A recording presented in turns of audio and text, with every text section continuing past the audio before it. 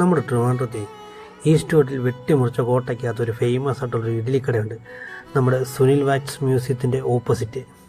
കടയുടെ പേര് ഇതാണ്, സുടുസുട ഇഡ്ഡലി. നമ്മുടെ ഉടൻപണത്തിൻ്റെയൊക്കെ അവതാരകനായ വെങ്കിടേഷ് ആളിന്ന് സ്ഥലത്തില്ലെന്ന് തോന്നുന്നു, കണ്ടില്ല എവിടെയെങ്കിലും.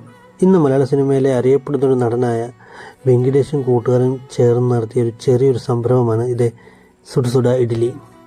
രാത്രി 7 തൊട്ട് രാത്രി 10 മണി വരെയാണ് കടയുടെ ടൈം വരുന്നത്. ഇവിടെ ഇഡ്ഡലിയുടെ ധാരാളം വെറൈറ്റീസ് കിട്ടും.